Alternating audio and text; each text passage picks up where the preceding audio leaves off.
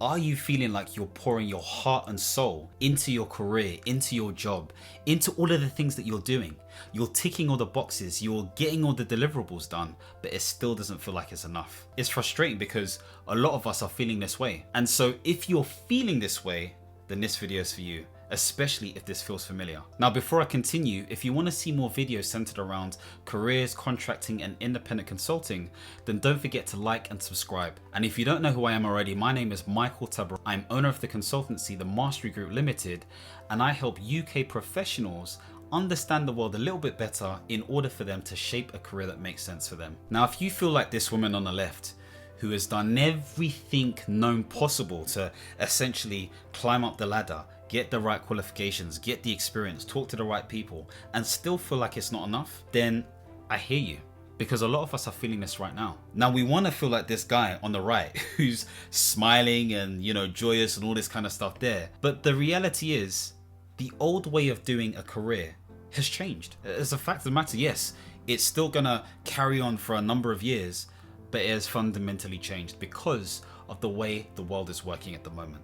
So if you stick around long enough, I'm going to be talking about understanding why it's changed and what you can do in order to lean into this new space. Now, of course, figuring all of this stuff can be extremely overwhelming, especially if you're doing it on your own. And so what I've done is put together something called the Consultant Readiness Assessment. It's for individuals who want to go independent and understand if they're in a space to actually make the leap. So if you're interested, click on the link below. Now, why does it feel like the traditional career is letting a lot of us down? Well, the truth is there is a lot of fundamental flaws inherent within these spaces. You had the traditional career that promised a certain set of loyalty, security, and advancement, but yet we're seeing multiple people being let go or not getting the pay rises that they deserve or feeling like they're undervalued. Microsoft the other day let go 6,000 professionals from their space. So we're seeing this happen again and again and again. So today's reality is more centered around uncertainty and dissatisfaction for the status quo. Now, the deal was pretty simple back then, more centered around the fact that you do your work, okay, and you get rewarded. You'll get an advancement, you will get that promotion, you will get that next thing, and then you can live a cushy life, get married, have kids, have a dog, have a garden, and live happily ever after at the end. Yeah, this is not the 50s or the 60s or even the 70s for that matter. Things have changed. There are 1 in 4 people within the UK who are dissatisfied with their role, and there's a staggering 60% who actually want to switch careers. I've got some statistics here for you. 24% of UK workers are unhappy in their careers, which I stated before. It's no wonder they are, because again, we're in a space where there is poor leadership, there is over productivity, there is blurred lines between working from home and working in the office. People are just not happy being at work, and so yes, there may be programs and incentives that exist, but people are not happy. 36% feel bored or unfulfilled in their jobs. Bored. Like, you shouldn't be feeling bored. There are things to do, but of course, we've just become cogwheels. 70% of employees feel that their workplace lacks equal opportunities. And this is a really important one, because when we say equal opportunities, we're talking about the same, meaning that the same opportunities are present for everybody. But we know, due to nepotism, people are brought in to do specific jobs, whether they're qualified or not, and they end up being positioned for work. I remember seeing this stat, and I think it's the early 2000s, that 67% of all jobs are found through someone else's network or through somebody else. So it is a real thing. Yes, it's something we can leverage ourselves, but it's not always that easy if you don't know who that network is.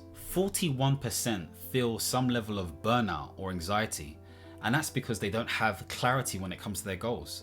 I've spoken about this before, where I have personally been in this space myself. When you don't know what you're doing, it is the worst thing. You're seeking leadership from line management, and yet they are making you sound crazy. I'm telling you, some leaders are the biggest gaslighters known to man or woman. It's crazy. So don't make anyone make you feel crazy. If there isn't clarity, they're supposed to give you that structure, but unfortunately, that doesn't necessarily exist. And a staggering 42% believe that discrimination or some sort of bias has held them back. And so if that is the case, that puts you in a very difficult position if you feel like you can't do anything about it. So some of these stats are from the OECD. What are some of the drivers behind why people feel unhappy at work? Well, limited earning potential. 38% of people are feeling limited when it comes to their earning potential. I'm surprised that's only 38%.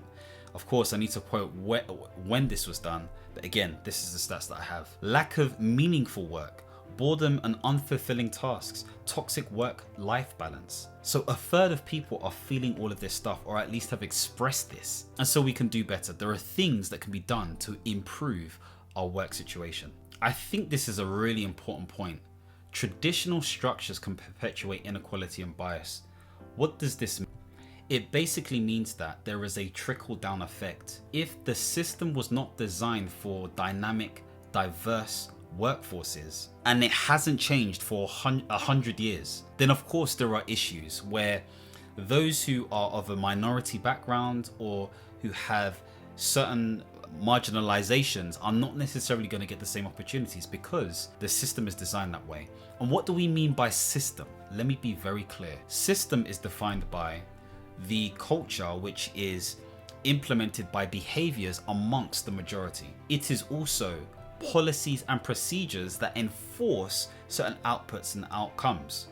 It is the law, it is taxation, it is the design of how things are done. And so therefore these things are just seen as de facto things that should be okay, like they just the way they are, like that's how it is sort of thing. But this is what we mean by system. And so underneath all of that stuff is a mindset, a collective mindset of people who uphold this system. Mindset being the established set of attitudes. So when we say system, these are some of the things we are talking about. I say this and edify and define this, obviously based on my own terms, so that you can think more critically when it comes to saying system, rather than just say, oh, it's the system. What do we mean? And this is what I mean. Now, of course, if you believe your career is broken, there is a hidden cost. And what I mean by this is, it's not just you suffering at work, you're suffering in other parts of your life as well. You are working a minimum, let's say 40 hours every single week. And I think there's 168 odd hours every single, I want to say week. Yeah, 168 hours. And so that is roughly 25% of your time is at work, you know. Another 25% is spent on sleeping. So that's already gone. And then a lot of it is either trying to wind down or go to this place that is causing you issues. So it is all work. All of it is work. And so, you know, as edified by these pictures, yes, you may be feeling a sense of stress and turmoil. You may have situations where you are not there for your family and you're missing important games or events or whatever it may be. And it means that you don't have the potential to be the version of yourself that you were truly called to be, because you are feeling downtrodden, you're not feeling yourself. And so it's really important to position yourself in a way where you're not within a broken space, but you're in a space that allows you to repair, to grow, and to be more. Now you have to think to yourself, what if this continued for another 5 years? Oof. You may physically, feel sick. You want to vomit, throw up, because you're just like, I don't think I can. There is no way on this God-given earth that I can continue doing what I'm doing because it's broken. I need to do something else. And so you don't want to get into a apathetic state. You don't want to get into a state that makes you feel stagnant, because you will be stagnant because you haven't adapted to this new way of doing things, i.e. leading into creating a career that makes sense for you, rather than pursuing something. And of course, as I say all of this stuff, these are some of the things you could experience. What can we do about this? Now that was a little bit heavier, I must admit, but it's important for us to be clear about where we're at the moment. Now I'm going to read something on screen. Deloitte in their study stated that we are in an economy that is powered by the hearts, minds, and essential human traits of people. And that is just another way of saying that we have to cultivate this whole element of being more aligned to meaning, creativity, and utility. It's really important for us to do that because as human beings, we're driven to do stuff. If you've ever read the book Drive, okay, it talks about the fact that drive stems from this idea of purpose, autonomy, and a sense of mastery. And so these things are really important for us. This means that we're shifting more from a rigid sort of like setup to something that is more boundary-less, or less boundary should we say, more flexible, and has more purposeful or personal fulfillment. So it's more human-centered by nature.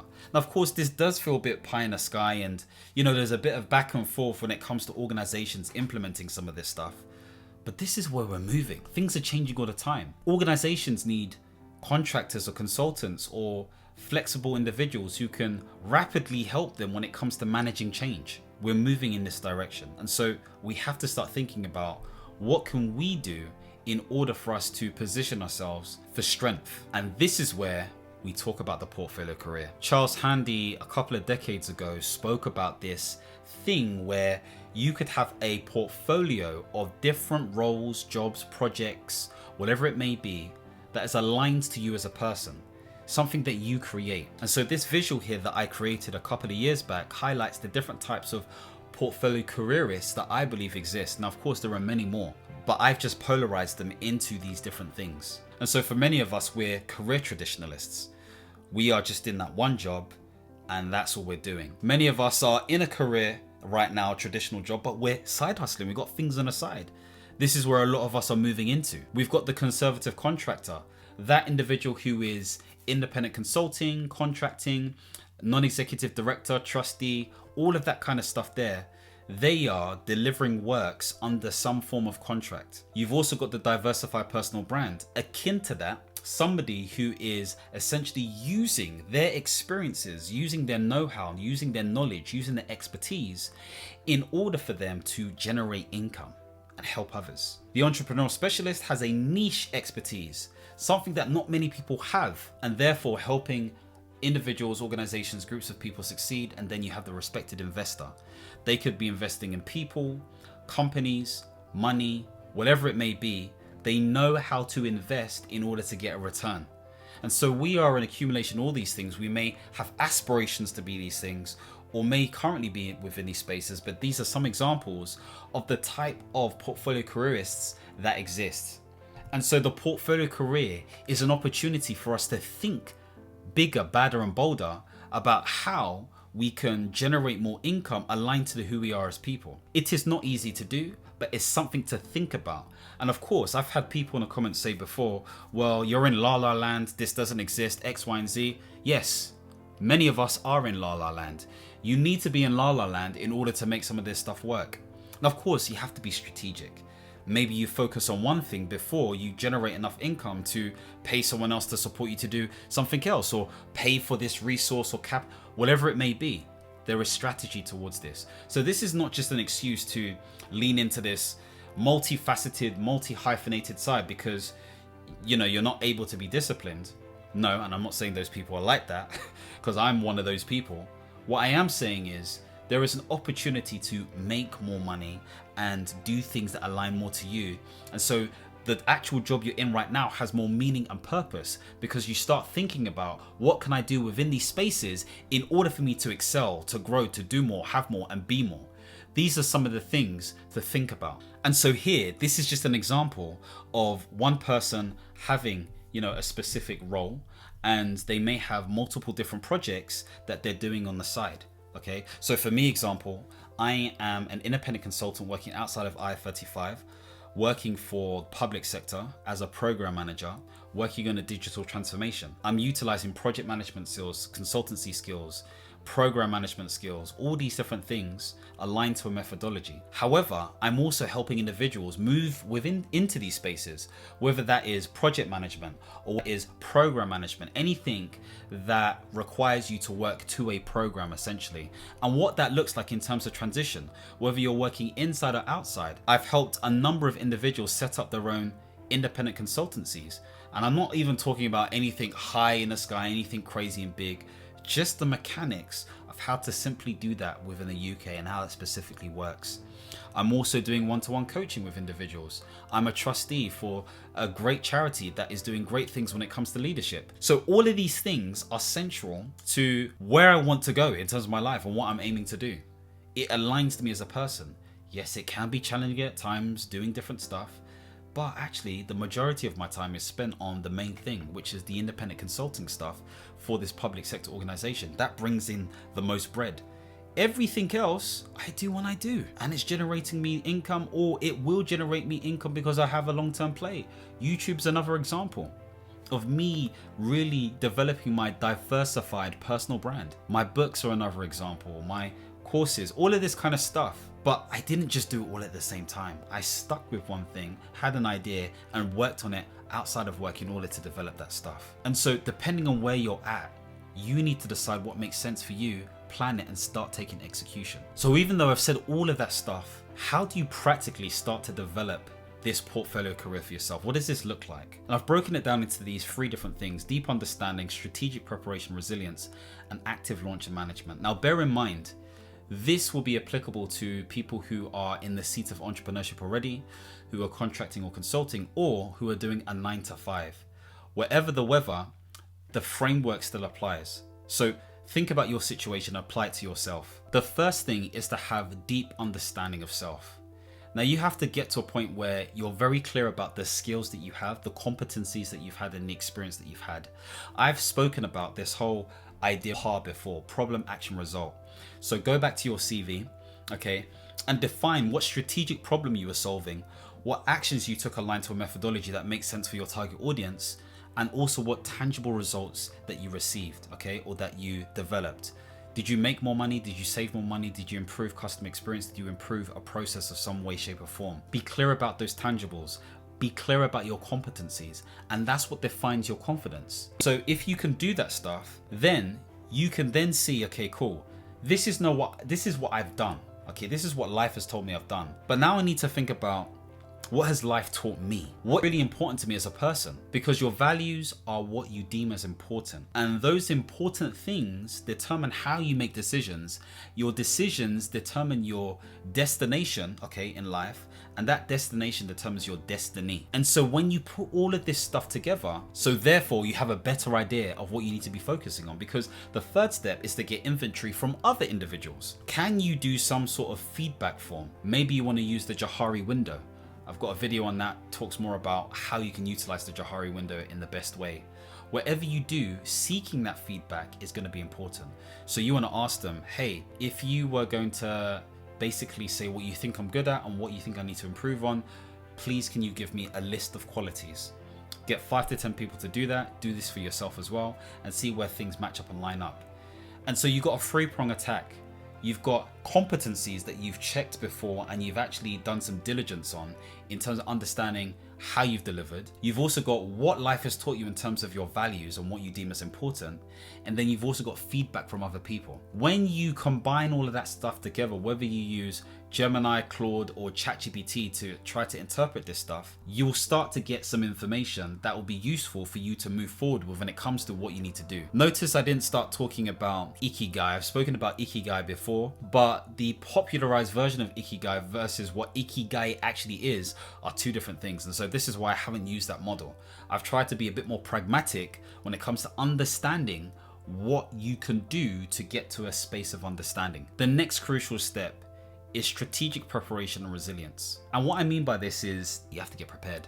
This is where you're reaching towards that goal. And so thinking about this, the first step is to ensure that you develop your mental fortitude. This is done through ensuring that you have physical health and mental health practices, or spiritual health practices, I like to say. So what feeds your spirit? Okay, I have something known as the mastery performance indicators: audacious authenticity, crystal clarity, considered communication, voracious vitality, and persuasive perception. And so when it comes to voracious vitality, this is where this comes into play. How do you feed your spirit to make it strong? Make your spirit aligned to your body. What this really means is you need to be in a position where you are praying, having that great communication with the Almighty, whether you believe in God or not. I fervently believe in God. And so praying to God and communicating clearly, consider communication, not just saying whatever, just being extremely clear about what it is that you're grateful for, what your intentions are, and what your next steps are. Because that prayer is a form of, let's call it a form of, what's those things that you repeat? I've forgotten what they're called. But essentially, because you're saying it out loud or in your head, and it's good to say it out loud, you're forced to articulate it, and your brain has to internalize this stuff in order for you to start changing your state and behavior. That's what needs to happen. And so prayer is important. Maybe fasting is another good thing for you to do, because yes, there are some physical benefits, but also it contributes to discipline, because that's going to be the thing that you need in order to stay committed. Another thing is a form of meditation. Now, of course, within the Christian community, there are things known as teses, where there is a repetition of affirmations. That was the word I was thinking of before. There's a repetition of affirmations. There's things that you say that puts you in a state focused on that specific thing. Whether you use the tese approach or meditation approach or whatever it may be, focus on something that makes sense. Of course, exercise is going to be great. Don't just walk. The walking allows blood flow to be more efficient within your system, hence why the 10 to 14,000 steps a day. But also exercise where you can, at least half an hour, including some sort of physical weights, some weights. And so I say all this, mind, because this makes you stronger as a person. Cleaner diet helps, drinking water helps, opening the window helps. All these little basics. Even looking decently good helps, okay? Just basic stuff. We want to build that mental fortitude, that resilience. Then the next thing is making sure that you gain the relevant experience. And maybe you want to do some level of volunteering, okay? Maybe you want to become a non-executive director or trustee. This is what I did, okay? I am a trustee for the Institute of Leadership. They're a great charity that is helping inspire leadership everywhere. If you want to learn more about it, please do let me know. I'm also the chair for the Risk and Finance Committee for this specific charity, in addition to the marketing, I was going to say ambassador, but risk champion. So all of this stuff, I'm learning things from a charity level, but these are very applicable when it comes to bigger organizations, the own sort of stuff that I'm building, etc., etc. I'm passionate about helping them. And so with that in mind, that is helping me. That's given me the experience. And so there is a symbiotic relationship. And so if you can get something like that, then this is big. This is a good thing because it contributes to your future development. And the final thing I want to mention is finances. You want to get to a point where you develop the right level of financial buffer. So you're going to have to look at your budgets, your expenses, the things that you need to get in the future, any insurances that you need to get in place. Because again, if you do end up doing something that is more contract-like or consulting-like, you're going to have to be at the center of your finances. It's really important. Building an emergency fund is going to be crucial. Understanding what are the minimum amount of money you need to make in order for you to survive. So this is why the planning element is so fundamental to this. The third thing you want to do is do active launch and management when it comes to the thing that you're aiming to do. What does this specifically mean? You have to be able to develop your client acquisition or project acquisition. So whether you are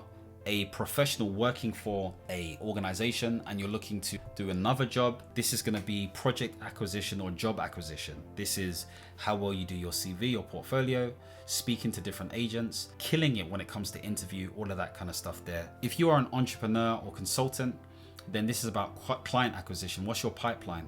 Is this speaking to people at events? Is this your LinkedIn posting? Is this YouTube? Is this doing some sort of ads such as on Facebook? Do you need to speak to different people and get introduced? Do you need to go onto marketplaces? What does your pipeline look like when it comes to acquisition? Of course, you want to continue personal learning. And so this comes down to watching the YouTube videos, speaking to different people, learning from your past and understanding what you need to do. And that's one of the biggest things, reflecting and journaling and reviewing what you've done. And finally, managing the admin. That is underlooked. I remember the first time when I was doing outside IR35 contracting, and I had to have my own Microsoft Business Office 365. I needed to make sure that I was tracking my invoices. I needed to make sure that, I was tracking my activity and my deliverables. I had to develop a proposal. It was just a different level of organization that isn't the same if you're doing inside of IR35. My website needed to be on point because people were going to check my website as a consultant. And so there are certain little things that you need to do in order for you to upkeep your professionalism and manage your consultancy or business or portfolio career, whatever that looks like. Even if you're working in 9 to 5, there are certain things that you just need to do. Is your PDP up to? Are you updating that stuff? Do you have things in folders organized? Are your emails up to date? Whatever it is, do the damn thing. Now, transitioning into a portfolio career is not an easy thing to do. I've been doing this for many years, and of course, that has been reflected not only in my income earnings, but in terms of what I know and also what I talk about online. It takes time to organize the information, gather the knowledge, and really be able to confidently help others, help organizations, help groups become bigger, badder, and bolder. And so if you feel you are in a position to take the leap, then take that leap. Don't be afraid to start making some inroads and lean into what aligns more to you if you've done all of that stuff before. And this is why I would encourage you to take the Consultant Readiness Assessment. This is a quick survey, quick assessment to help you understand if you're ready to go. And it's not even the results that you get at the end, it's the questions that get you to think about, do I have this stuff in place? Am I ready to do something like this? So if you want to take this and you want to learn more about it, then click on the link below. It's the same link that's on the screen now. Now, building a portfolio career is a journey. It's not just about, just jumping into different multiple careers or whatever it may be. It's creating your own career path. And that's the most important thing. The traditional path is about pursuit. This is about creation. And so we have to recognize what we need to do. And so if you were interested in this video, then you may be interested in my next video where I talk about quiet quitting and actually what are some of the reasons why we quiet quit and what we can do about it. If you know somebody who would value this video or topics like this, share this video with them, get them to know more about this stuff, and maybe you can have a discussion or plan in terms of what you need to do moving forward. Of course, if you want to connect with me, you can do via the social media icons below. And if you want to see more videos centered around careers, consulting, and contracting, then make sure to subscribe and hit the notification bell. And as always, my friends, understand, reach, and expand. Peace.